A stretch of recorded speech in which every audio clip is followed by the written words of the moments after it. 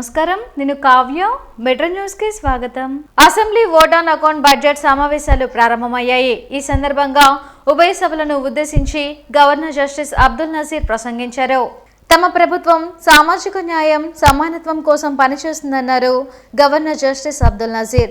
Assembly vote on account budget సమావేశాల ప్రారంభం సందర్భంగా ఉభయ సభలను ఉద్దేశించిన ఆయన ప్రసంగించారు. బడుగు బలహీన వర్గాల అభ్యున్నతికి ప్రభుత్వం కట్టుబడి ఉందన్నారు. నవరత్నాల ద్వారా పేదరిక నిర్మూలనకు కృషి చేస్తున్నట్లు తెలిపారు. దేశంలో ఎక్కడా లేని విధంగా రాష్ట్రంలో విద్యా సంస్కరణలు తీసుకొచ్చినట్లు చెప్పారు. పేద పిల్లలకు గ్లోబల్ ఎడ్యుకేషన్ అందిస్తున్నామన్నారు. వచ్చే ఏడాది జూన్ నుంచి ఐబీ విధానం 1వ తరగతి నుంచి అమలవుతుందన్నారు. నాడు నేడు ద్వారా వైద్య రంగంలో పెనుమార్పులు తీసుకొచ్చినట్లు గవర్నర్ తన ప్రసంగంలో తెలిపారు. An honor and privilege for me to address the joint session of the present Legislative Assembly on this momentous occasion of the current budget session 2024-25. My government has put its heart and soul in fulfilling its promises. My deep sense of appreciation to the commitment of Honorable Chief Minister and the state administration in installing. My government has introduced extensive curricular reforms in the school education. The long-term objective is to make the children studying in the government schools be prepared for the challenges and evolve into global citizens. Furthermore, my government has recently entered into a MOU with International Baccalaureate to make them a part of SCERT. This move will bridge the educational divide between rich and poor students, commencing with capacity building and training of the teachers in 2024-25.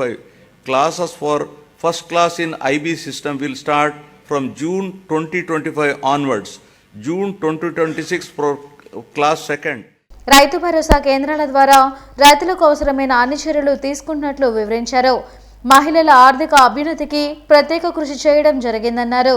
సంక్షేమ ఫలాలను DBT ద్వారా నేరుగా లబ్ధిదారుల అకౌంట్లో జమ చేసి అవినీతికి తావు లేకుండా చేశామన్నారు. పేదలందరికీ ఇల్లు పథకం కింద 22 లక్షల ఇల్లు నిర్మిస్తున్నట్లు పేర్కొన్నారు. Andhra Pradesh is the only state in India to implement universal free crop insurance where the farmer's share of premium is paid by the state government on behalf of the farmers for all crops notified under this scheme. So far, government has settled claims of rupees 54.75 lakh farmers worth rupees 7,802.5 crores. An amount of rupees 1,835 crores of interest subvention was credited directly into the accounts of 73.88 lakh small and marginal farmers who availed crop loans of rupees 1 lakh and repaid with the stipulated time under YSR Sunna Vaddi Panta Runalu. వెలగపూడిలోని fire station నుంచి assembly వరకు TDP ఎమ్మెల్యేలు, ఎమ్మెల్సీలు నిరసన rally నిర్వహించారు. Bye bye Jagan అంటూ ప్లకార్డులు ప్రదర్శించి నినాదాలు చేశారు. అయితే పోలీసులు బార్కెట్లు పెట్టి వారిని అడ్డుకునే ప్రయత్నం చేశారు. దీంతో కొంతసేపు వాగ్వివాదం జరిగింది. అసెంబ్లీకి వచ్చే సభ్యులను అడ్డుకునే కొత్త సాంప్రదాయంకు వైసీపీ తెరతీసిందంటూ టీడీపీ నేతలు మండిపడ్డారు.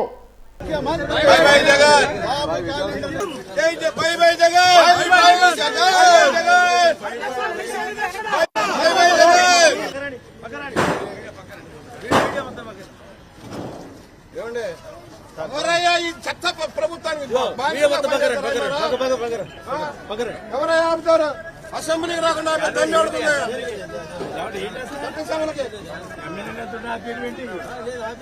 ఆపారు, మీ ఆఫీసర్లు ఆపారు మమ్మల్ని. ఎక్కడ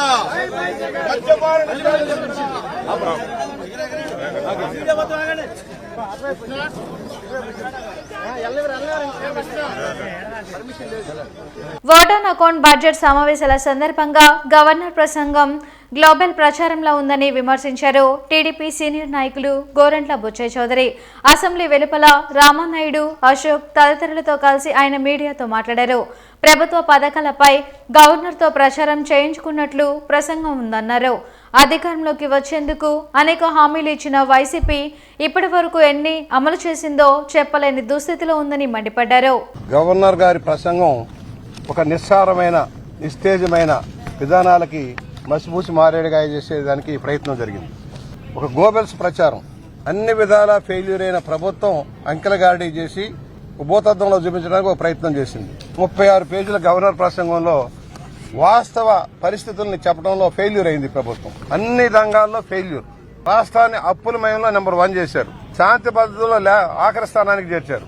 ఈ ప్రభుత్వం ఏం చేసిందని మరి ఆఖరి బడ్జెట్ లో ఓట్ ఆన్ అకౌంట్ బడ్జెట్ ముందు గవర్నర్ ప్రసంగంలో నువ్వేం చేశావంటే సమాధానం లేదు. అప్పులమయంగా మార్చారు. అప్పుల్లో నెంబర్ 1 స్థానానికి ఈ రాష్ట్రాన్ని నెట్టారు.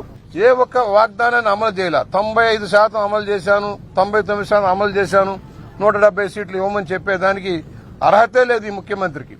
పాపం గవర్నర్ గారు నీళ్లు మింగుతా ఉన్నారు. అబద్దాలు చెప్పలేక దగ్గుకుంటూ చెప్పే పరిస్థితి. చెప్పలేక చెప్పారు. ఈ ముఖ్యమంత్రి యొక్క నిర్వాహకం వల్ల ఆంధ్రప్రదేశ్ పరువు పరిస్థితులు గంగలో కలిసిపోయాయి. సంపత్ నగర్ లోని రామనామ క్షేత్రం నుంచి శ్రీనివాసరావు తోట శ్మశానం వరకు బీటీ రోడ్ నిర్మాణంకు భూమి పూజ చేశారు మేయర్ కావటి మనోహర్ నాయుడు.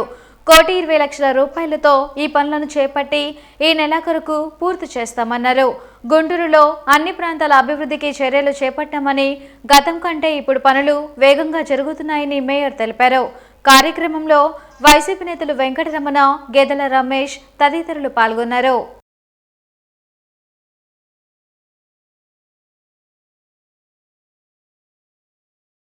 ఈ వెంకటేశ్వర స్వామి టెంపుల్ దగ్గర నుంచి రామనామ క్షేత్రం గుడి వరకు మరి రోడ్డు వైండింగ్ చేశాం, బీటీ రోడ్ నిర్మాణం చేశాం, సెంటర్ లైటింగ్ కూడా వేసి డ్రైన్స్ కూడా కట్టడం కూడా జరిగింది. పని పూర్తి అయిపోయింది, అవి ప్రారంభించడం కూడా జరిగింది. సెకండ్ ఫేసింగ్ రామనామ క్షేత్రం దగ్గర నుంచి ఈ యొక్క శ్రీనివాసరావు తోట శ్మశానం వరకు కూడా ఈరోజు బీటీ రోడ్డుని ఈరోజు శంకుస్థాపన కార్యక్రమం కూడా చేయటం కూడా జరిగింది. మరి సుమారు 1,20,00,000 రూపాయలతో ఈరోజు ఈ యొక్క రోడ్డుకి శంకుస్థాపన చేశాం. మరి గతంలో అక్కడక్కడ కొంత ఎంక్రోచ్మెంట్లు ఉన్నాయి. ఆ ఎంక్రోచ్మెంట్లు కూడా స్థానిక పెద్దలందరితో కూడా మాట్లాడి ఆ ఎంక్రోచ్మెంట్లు కూడా తొలగించడం కూడా జరిగింది. ఇప్పుడు బీటీ రోడ్డు ఈ శ్మశానం వరకు కూడా పూర్తి స్థాయిలో అభివృద్ధి చేయాలనే ఉద్దేశంతో అంచనాలు తయారు చేశాం. టెండర్ ప్రక్రియ కూడా పూర్తి అయిపోయింది. మరి 15-20 రోజుల్లో కూడా ఈ రోడ్డు మొదలుపెట్టేసి ఈ నెలాఖరికల్లా పూర్తి చేసేటువంటి కార్యక్రమాన్ని కూడా చేస్తామని చెప్పేసి కూడా చెప్తా ఉన్నాం. అభివృద్ధి అనేది పరిగెత్తుతూ ఉంది. అన్ని ప్రాంతాలలో కూడా సీసీ రోడ్డు, సీసీ డ్రైన్స్, మంచినీటి పైప్ లైన్లు, అదేవిధంగా సెంటర్ లైటింగ్, అదేవిధంగా రోడ్డు వైండింగ్తో పాటు ఈ చుట్టుపక్కల ప్రాంతాల ప్రజలకి ఉపయోగపడేగా ఉండేటువంటిది హిందూ శ్మశాన వాటికి ఇక్కడది శ్రీనివాసరావు తోటది. దాన్ని పూర్తి స్థాయిలో ఒక దేవాలయం మాదిరిగా పూర్తి స్థాయిలో అభివృద్ధి చేస్తాం. వెల్గపూడి అసెంబ్లీలో ఓట్ ఆన్ అకౌంట్ బడ్జెట్ సమావేశాలు ప్రారంభమయ్యాయి.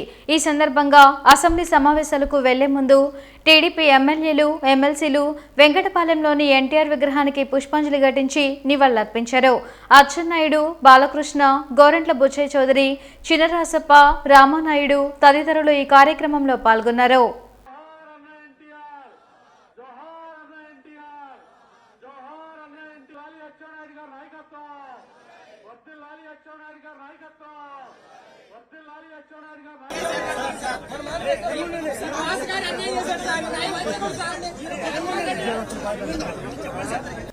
పిసిసి అధ్యక్షురాలు షర్మిలను రాజకీయంగా ఎదుర్కోలేక వైసీపీ సోషల్ మీడియాలో నీచంగా ప్రచారం చేయడాన్ని ఖండిస్తున్నట్లు తెలిపారు పిసిసి వర్కింగ్ ప్రెసిడెంట్ మస్తాన్ వలి.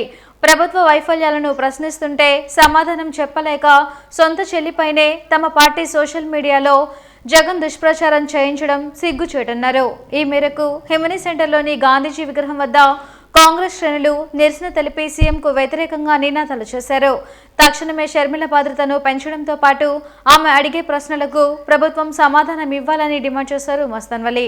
మహాత్మా గాంధీ విగ్రహం ముందు ఈ రాష్ట్ర ముఖ్యమంత్రి జగన్మోహన్ రెడ్డి గారు చేస్తున్నటువంటి ఆగడాలు, అటు ఆడపిల్లని కాకుండా ఆడపడుచోని కాకుండా ఒక చెల్లెలని కాకుండా షర్మిలమ్మ గారు ఆంధ్రప్రదేశ్ రాష్ట్ర కాంగ్రెస్ అధ్యక్షురాలు పదవీ బాధ్యతలు స్వీకరించి ఖండించి జగన్మోహన్ రెడ్డి గారి వైఫల్యాలు, నరేంద్ర మోడీ గారి దగ్గర తాకట్టు, తెలుగు ప్రజల గౌరవాన్ని తాకట్టు పెట్టినటువంటి విధానం, కలిసి చంద్రబాబు నాయుడు యొక్క చాతకానితనాన్ని ప్రశ్నిస్తూ ఉంటే మరి వైఎస్ఆర్సీపీకి సంబంధించిన సోషల్ మీడియా వాళ్ళే ఈ విధంగా ఆవిడ వ్యక్తిగత జీవితం మీద ట్రోల్ చేస్తూ ఉంటే, జగన్మోహన్ రెడ్డి చోద్యం చూస్తూ ఉంటే ఈ రాష్ట్ర మహిళలకు ఏమి న్యాయం చేస్తారని చెప్పి కాంగ్రెస్ పార్టీ డిమాండ్ చేస్తూ ఉంది. అందుకోసం ఇవాళ కాంగ్రెస్ పార్టీ ఆ యొక్క షర్మిలమ్మ గారికి న్యాయం జరగాలి. ఆవిడ ప్రశ్నలకు సమాధానం చెప్పలేనటువంటి ఈ ప్రభుత్వాలు ఆవిడ యొక్క భద్రతను కూడా కుదింపు చేసేటటువంటి ప్రయత్నం. ఆవిడ యొక్క భద్రత ఈరోజు ప్రమాదంలో పడింది. రాష్ట్రపతి ఇంటర్వెన్షన్ జరిగి ఆవిడ యొక్క భద్రతను పెంచి కాంగ్రెస్ పార్టీ అడిగే ప్రశ్నలకు సమాధానం చెప్పాలని చెప్పి డిమాండ్ చేస్తూ ఇవాళ రాస్తారోకో చేస్తా ఉన్నాం. జిల్లా కలెక్టర్ కార్యాలయంలో ప్రతి సోమవారం నిర్వహించే స్పందన కార్యక్రమంలో బాధితులు పాల్గొని తమ సమస్యలపై వినతి పత్రాలు అందజేశారు. జెస్సీ రాజకుమారితో పాటు ఇతర ఉన్నతాధికారులు బాధితుల నుంచి ఫిర్యాదులు స్వీకరించారు. ఫిరంగిపురం మండలం అమీనాబాద్ కు చెందిన శకుంతల ప్రభుత్వం ఇచ్చిన సెంటు భూమిలో ఇల్లు కట్టుకొని జీవిస్తుంటే అధికారులు రిజిస్ట్రేషన్ చేయడం లేదన్నారు. మాది ఫిరంగిపురం మండలం అమీనాబాద్ అండి. మా అమ్మగారు అన్నవరపు శకుంతల అండి, వైఫ్ ఆఫ్ సుబ్బారావు అండి. మేము గౌరవనీయ ముఖ్యమంత్రి గారు ఇష్యూ చేసినటువంటి జగనన్న కాలనీలో ఇల్లు కంప్లీట్ చేసామనండి. మా అమ్మ విడో అండి, కూలి పనులు చేసుకుంటా బీసీ వర్గానికి చెందిన వాళ్ళం అండి. గవర్నమెంట్ ఆదేశాల మేరకు గవర్నమెంట్ ఇచ్చినట్టు లోన్ మేము సబ్సిడీలు అన్నీ తీసుకొని పూర్తి చేసామండి. మా అమ్మగారు కరెంటు బిల్లు కూడా కట్టుకొని ఇంట్లో ఉంటున్నారండి. అయితే మేము 2 రోజుల క్రితం సచివాలయ కన్సర్న్ అఫీషియల్స్ మేము కలవటం జరిగిందండి. మేము మా ఒరిజినల్ డాక్యుమెంట్స్ తీసుకుంటున్నారు, పట్టా తీసుకుంటున్నారండి. మాకు వారితో చిన్న డిస్ప్యూట్ ఉందండి, జాయింట్ ప్రాపర్టీ మీద చిన్న డిస్ప్యూట్ ఉందండి. మేము అన్ని ఓపెన్ ప్లాట్స్కి వాళ్ళు రిజిస్ట్రేషన్ చేస్తున్నారండి. అయినా సరే మేము ఓపెన్ ప్లాట్స్ చేస్తున్నారు, ఇల్లు కట్టనోళ్ళగా చేస్తున్నారు. ఇల్లు కట్టుకొని ఫస్ట్ ఇల్లు కట్టి అన్ని కట్టి అప్పులు తీసుకొచ్చి మేము చేసుకుంటే మాకు రిజిస్ట్రేషన్ కాలయాపన చేస్తున్నారండి. మేము బడుగు బలహీన వర్గాలకు చెందిన వారం కాబట్టి మేము న్యాయం కోసం పోరాడుతున్నాం.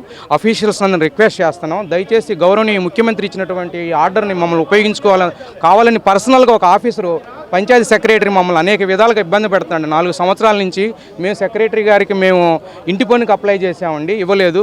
మా తాతగారి డెత్ సర్టిఫికేట్ కోసం అప్లై చేసామండి, ఇవ్వలేదు. మాకు వేరే ఏ డాక్యుమెంట్ అయినా ఇవ్వకుండా మమ్మల్ని చాలా రకాలుగా ఇబ్బంది పెడుతూ మా అమ్మగారికి గౌరవనీయ ముఖ్యమంత్రి గారు ఏదైతే ఇచ్చారో, ఏ లక్ష్యం కోసం అయితే ఇచ్చారో ఇల్లు కట్టిన వాళ్ళకి మాకు దయచేసి రిజిస్ట్రేషన్ చేయాలని ప్రార్థిస్తున్నాను. ఎస్సీ, ఎస్టీ, బీసీ, మైనార్టీలకు ప్రభుత్వం ఇచ్చిన కాలనీలో రిజిస్ట్రేషన్ సౌకర్యం కల్పించాలని ప్రజా సంఘాలు డిమాండ్ చేశాయి. శతాబ్దాలుగా గవర్నమెంటు ఎస్సీ, ఎస్టీ, బీసీ మైనార్టీలకి కాలనీలు ఏర్పాటు చేసి అక్కడ నివాస ప్రాంతాలు ఏర్పాటు చేసింది. ఏ స్థలాల్లో అయితే ఎస్సీ, ఎస్టీలు ఉంటున్నారో ఈ ఎస్సీ, ఎస్టీలకు ముఖ్యంగా దాని మీద హక్కు లేదు. రిజిస్ట్రేషన్ చేసుకోవటానికి పోతుంటే 22 జాబితాలో నిషేధిత భూములు దాంట్లో దీన్ని చేర్చి రిజిస్ట్రేషన్ కాకోకుండా ప్రభుత్వం అడ్డుకుంటుంది. ఇప్పుడు ఈ ప్రభుత్వం ఏదైతే ఇళ్ల స్థలాలు ఇచ్చిందో 100 గజాల లోపు రిజిస్ట్రేషన్ అంటుంది. ఇప్పటికైనా ప్రభుత్వాలు గుర్తించి ఎవరైతే ఎస్సీ, ఎస్టీ, బీసీ మైనార్టీలు నివసిస్తున్నారో ఆ స్థలాలకి పూర్తిగా వాళ్ళు లేకపోయినా వాళ్ళ వారసులకి వాళ్ళ పేరు మీద రిజిస్ట్రేషన్ చేసేదానికి హక్కు కల్పించాలని ప్రతి సోమవారం ఎస్పీ కార్యాలయంలో జరిగే స్పందన కార్యక్రమంలో బాధితులు పాల్గొని తమ సమస్యల పరిష్కారం కోసం వినతి పత్రాలను అందజేశారు. కొల్లిపురకు చెందిన మధుసూదన్ శర్మ శివాలయానికి ధర్మకర్తగా ఉంటే అదే గ్రామానికి చెందిన బాలచాముండేశ్వరి అనే మహిళ గుడి అభివృద్ధి పేరుతో అక్రమ వసూళ్లకు పాల్పడుతుందని ఫిర్యాదులో పేర్కొన్నారు. గుడికి ఎలాంటి సంబంధం లేని మహిళ 15 లక్షల రూపాయల వరకు మోసానికి పాల్పడిందని చెప్పారు. జిల్లా ఎస్పీ స్పందించి చర్యలు తీసుకోవాలని కోరారు. కుంచెవర గ్రామం, కొల్లిపురం మండలం, గుంటూరు జిల్లా. కుంచెవర గ్రామంలో వేంచేసి ఉన్న గంగా పార్వతీ సమేత శ్రీ సదాశివ రామలింగేశ్వర స్వామి టెంపుల్కి ధర్మకర్తను. మా తాతల ఆస్తులు ఇచ్చిన దానికంతా మా తాతలు ఇచ్చిన ఆస్తి దానికి సుమారు 20 ఎకరాలు ఇచ్చారు. దాంట్లో విష్ణుభట్ల బాలచాముండేశ్వరి అనే ఆవిడ గుడి డెవలప్మెంట్ అని చెప్పి చందాలు వసూలు చేస్తూ పాంప్లెట్లు కొట్టి చందాలు వసూలు చేస్తూ ఏమీ చేయకుండా శుభ్రంగా హాయిగా వాడుకుంటోంది. ఈ విషయం ఏమిటని అడిగితే దిక్కున్న చోట చెప్పుకోమంటోంది. పైగా అర్చకుడికి కూడా నాకు తాళాలు ఇవ్వకుండా చేసేస్తోంది. ఊళ్ళో వాళ్ళని ఎక్కదోసి ఊళ్ళో వాళ్ళకి ఏం సంబంధం లేదు, ఇది మా స్వంతము, మా గుడి సొంతం, మా తాతలకి ఇచ్చినటువంటి ఆస్తి, దానికి స్థలం కూడా మాదేను. దాంట్లో గుడి కట్టి ఉన్నారు. ఆ గుడి కట్టింది మేమే.